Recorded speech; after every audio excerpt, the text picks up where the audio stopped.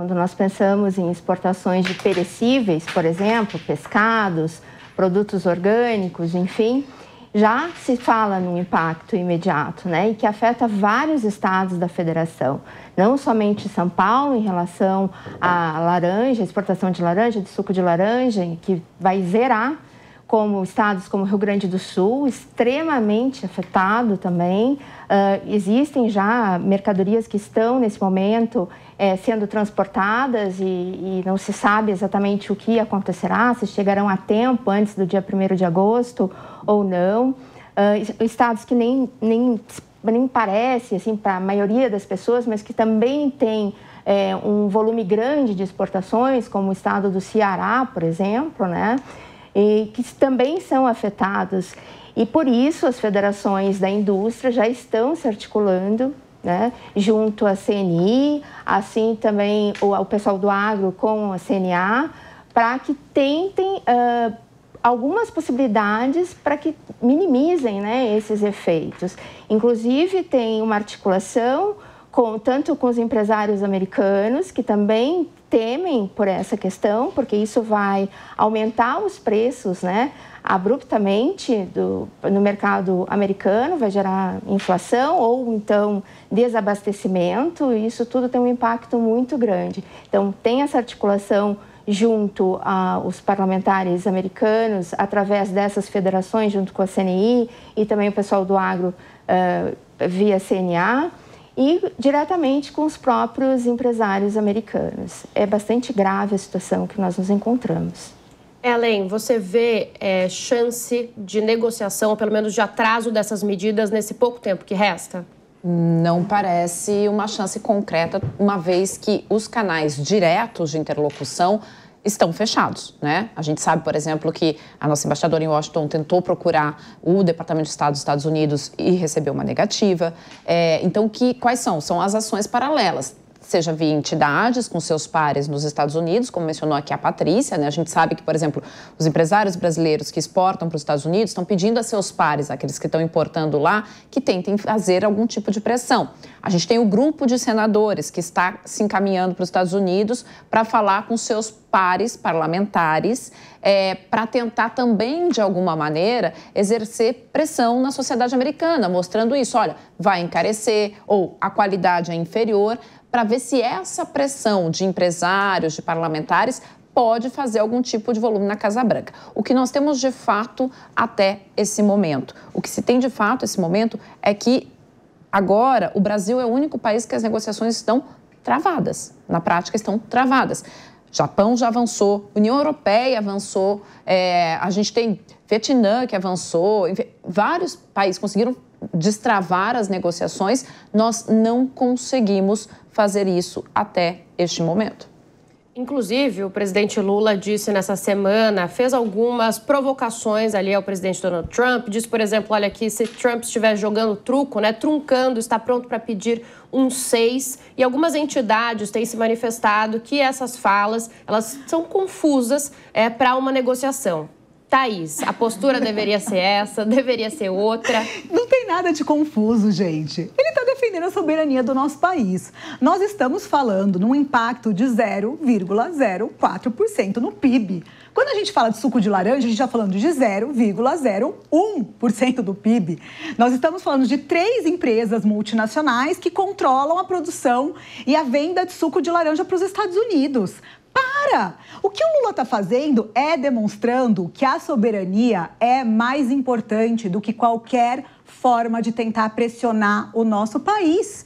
Então, não é uma... mas ele... Tudo bem, poderia ser diferente, poderia... Mas o Lula é assim, o nosso presidente, o eleito pelo nosso país, é um presidente que preza a soberania nacional acima de qualquer coisa, e eu não consigo enxergar um outro caminho para essa criancice, para essa palhaçada que o Donald Trump fez e está bancando isso até o final. Eu tinha uma impressão um pouco diferente da Ellen, mas eu acho que a experiência dela é muito maior que a minha em relação a prever cenários, mas eu imaginava que ele ia chegar no dia 1º e falar, brincadeira, a gente não vai mais brincar disso, porque ele é um fanfarrão. Então, eu acho que a gente muitas vezes leva o Trump muito a sério. E o Lula tem essa postura de desdenhar de certas posturas que não têm outro nome, a não ser infantis do Donald Trump. Não existe um embasamento técnico para esse tarifaço.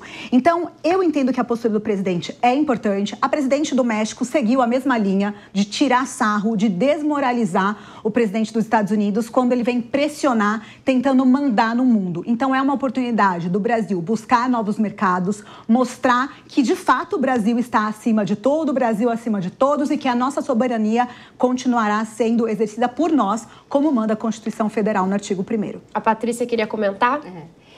Eu concordo que é uma atitude infantil, de criança, do Trump, mas essa atitude infantil também merece que, do outro lado, no caso do Brasil, nós tenhamos atitudes adultas e articuladas internacionalmente. E quando a gente fala de novos mercados, é bem mais complexo do que pode parecer, né? É não só se adaptar às regras de cada mercado, que já compra de outros mercados, precisa de um estudo de mercado aprofundado, isso demora meses. E quando a gente fala, por exemplo, de produtos perecíveis, como é o caso do estado do Ceará, por exemplo, que 52% das exportações do Ceará vão para os Estados Unidos, então isso tem um efeito econômico de toda a sociedade.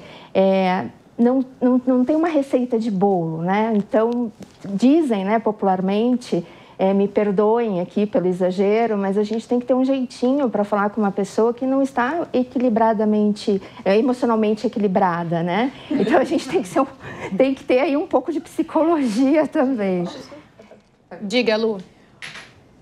Eu vou discordar, como sempre, o voto divergente está aqui. Eu pareço o ministro Marco Aurélio, lá no Supremo.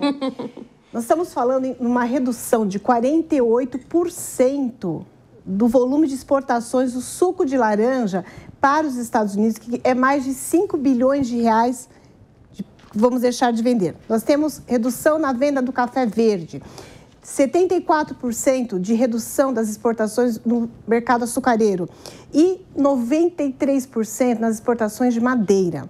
E aí, a minha opinião pessoal, né? O Planalto deveria falar de forma mais politizada no aspecto de diplomacia. Nós não temos hoje um governo que tenha um respeito do cenário lá para falar com o presidente norte-americano.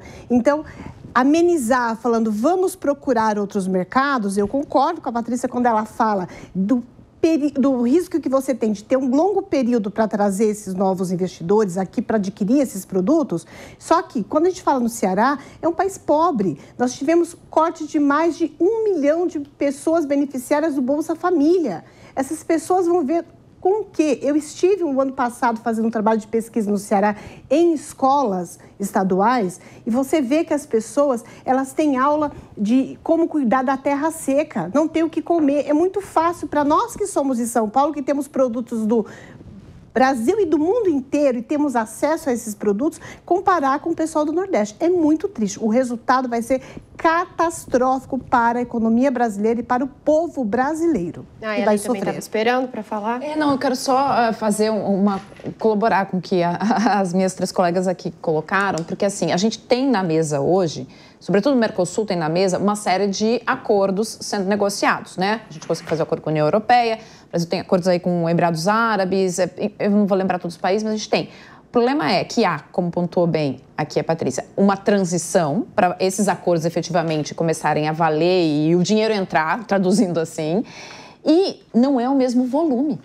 Não é o mesmo volume de exportação. Então, não é uma troca imediata que você diz, agora, não, beleza, perdemos aqui os Estados Unidos, vem aqui a União Europeia, né?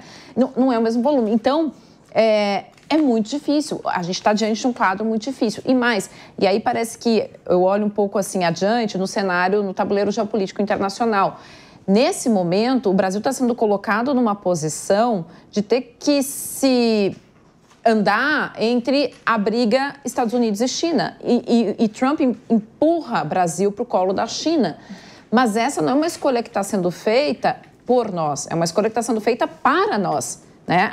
A nossa diplomacia não conseguiu se posicionar de uma forma de fazer uma mediação. E isso é muito preocupante. Isso é bastante preocupante no cenário daqui para frente.